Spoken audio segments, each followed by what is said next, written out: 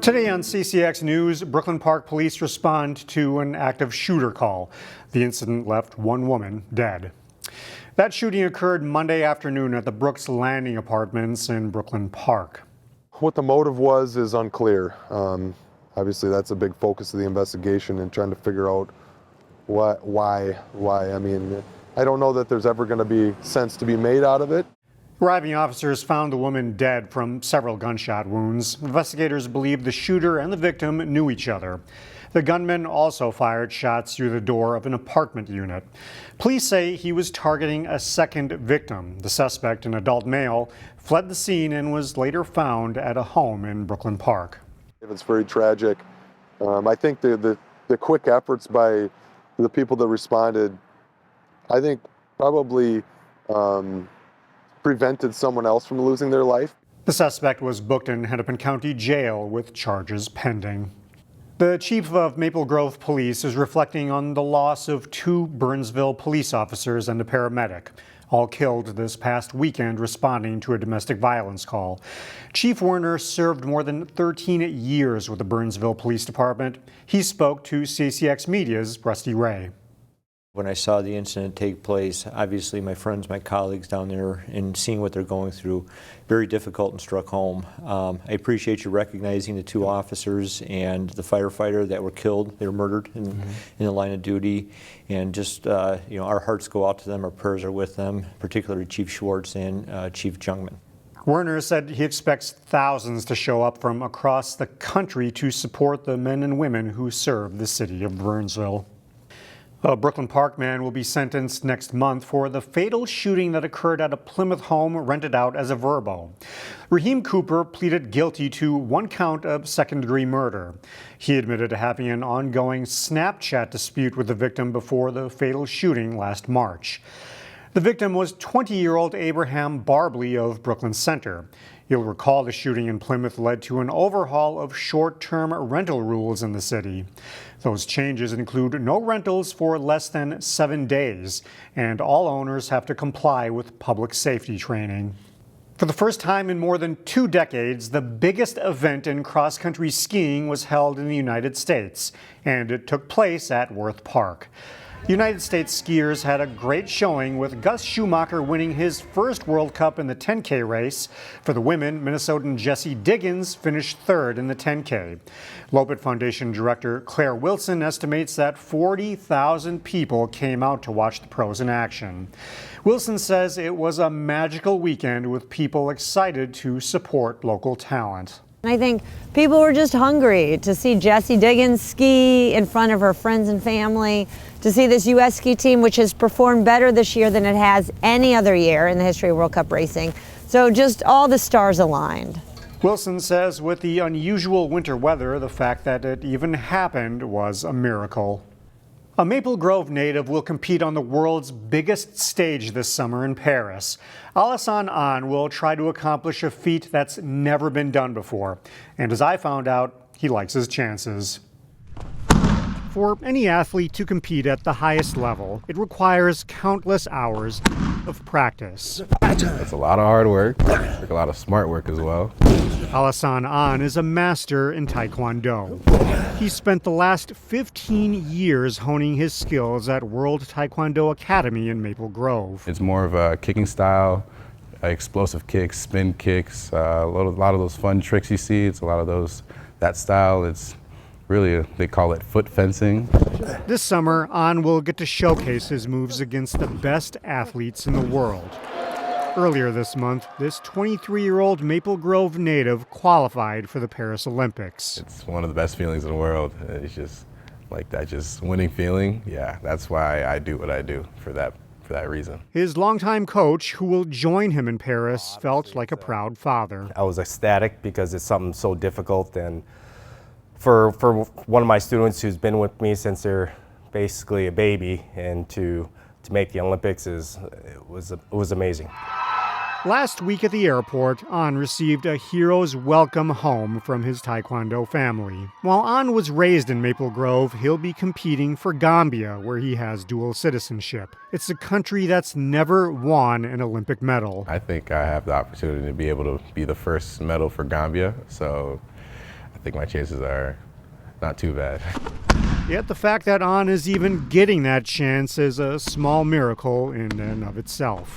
I just got shot right here in this leg, actually. Yeah, literally right here in this leg, got shot. It was wrong place, wrong time, just unfortunate. And then I was out for a little bit. The shooting happened 4 months before qualifications. He spent several weeks in the hospital recovering. Had some trainers send me just slow and steady stuff to do just to build up the muscle in my leg. In the end, everything worked out. Now the Olympic preparation begins with a new outlook on life. Made me really realize how blessed I was to be able to do what I do, for sure. It really just made me understand.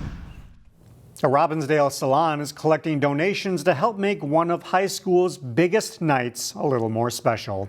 Salon Halo is collecting new and used prom dresses to donate to teens across the metro. The salon is partnering with an organization called Project Fairy Godmothers to distribute the dresses. Salon Halo owner Amanda Kist says a nice dress can give a teen the chance to feel more confident and make lifelong memories.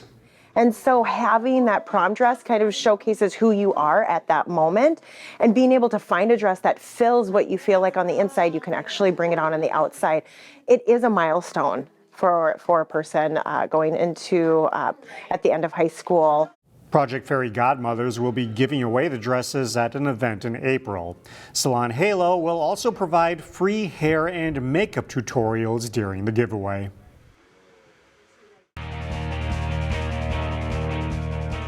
The Hopkins Gymnastics team beat Wayzata in a dual meet early in the season. Those two were heavy favorites to battle it out for the Section 6AA title once again. The Royals and the Trojans, the top two of 8 teams competing in the Section 6AA meet. A good start for Hopkins on the ball. This is Ava Brosum landing with a season-high score of 9.425, and she is headed to state. Her teammate, Nia Simone Britt, is one of the state's best. She wins the vault, earning a 9.65 score. The Royals take 3 of the top 4 spots in the event. Uneven bars, and Wayzata's Michaela Lundball. She tops Wayzata on this apparatus, scoring a 9.2. Wayzata senior headed to state as an all-arounder. The bars champion in this meet was Hopkins' Annabelle Spears. She earns a mark of 9.5 on the way to finishing as the runner-up to teammate Britt in the all-around. Wayzata's Ashley Moyenga and Kyla Ufile both qualify for state on the balance beam. Moyenga's score is 9.225, 9.15 for Ufile. But the Royals are just a little bit better this day. Spears wins the bars and the floor, while Britt takes gold in the vault and beam, as Hopkins wins the meet to qualify for state for a second straight year. It's become an annual matchup. Maple Grove and Centennial Spring Lake Park met for the 4th straight season in the Section 5AA girls hockey final. As Jay Wilcox reports, this year's meeting had plenty of drama. Maple Grove and Centennial Spring Lake Park meeting for the Section 5AA girls hockey title after splitting 2 regular season meetings. Up 1-0 in the second, Centennial's Grace Lager on the rush zips the wrist shot high stick side past Danny Strom for a 2-0 Cougars lead 5 minutes into the period. Just over 3 minutes later, Noelle Hemmer wins the race to the puck and sets up Tegan Kuhlenkamp in the slot for the shorthanded goal. It's 3-0 Cougars, and it looks like it won't be Maple Grove's night. But not so fast. Maddie Elfstrand from the point goes high stick side for the goal, and the Crimson get on the board on a power play to make it 3-1. About 2 minutes later, Grace Erickson's shot hits traffic, and Harper Winicky sweeps the rebound in. Maple Grove pulls within 3-2 heading to the third. And they tie it on a 5-on-3. Erickson to Hadley Baker, back to Erickson for the goal, and the game is even up at 3-3. And Maple Grove grabs the lead as the point shot is deflected, and Kelsey Olson tucks it away to make it 4-3 with just under 4 minutes left in the third. And they aren't done. Olson's shot is blocked, but Bella Shipley lifts a backhander in to make it 5-3. Shipley adds an empty netter as Maple Grove celebrates a 6-3 win and section title after trailing 3-0. Jay Wilcox, CCX Sports. Benilde-St. Margaret's girls hockey beat Edina 5-2 back on December 5th. If the Red Knights wanted to advance to the state tournament, they'd have to beat the Hornets again, this time in the Section 6AA final. Chaz Moots has the highlights. Both Benilde-St. Margaret's and Edina are ranked in the top 5 in Class 2A. The Red Knights got off to a red-hot start thanks to this crazy sequence from freshman Tala Hansen. She goes between the legs deep and then dish for the assist to Catherine Zakraszek, 1-0 BSM after 1. Edina stormed back in the second. Whitney Horton with a filthy deke of her own right into the finish. Edina scored 3 total unanswered goals, but the Red Knights would pull within 1 goal before the second period was over. Ella Pasqua throws a wrister past the keeper. Then to start the third, the Red Knights square things up. Sienna Carver centering pass to Addie Morris. The puck slides in, and we got a tie hockey game at 3. Hornets with some hustle on this possession. Tori Anderson comes flying in, blocks the puck. Then Horton gets a great look, blocked, but Hannah Halverson comes in to score, and the Wisconsin commit puts Edina back in front. The Hornets scored another goal minutes later to go up by 2, but under a minute, BSM not going away quietly. Lulu Rusinski from the point, she scores. The Red Knights have life. They get some decent looks in the final seconds, but the Hornets stand their ground and advance to the state tournament, holding off Benilde-St. Margaret's 5-4. In Minneapolis, Chaz Mootz, CCX Sports.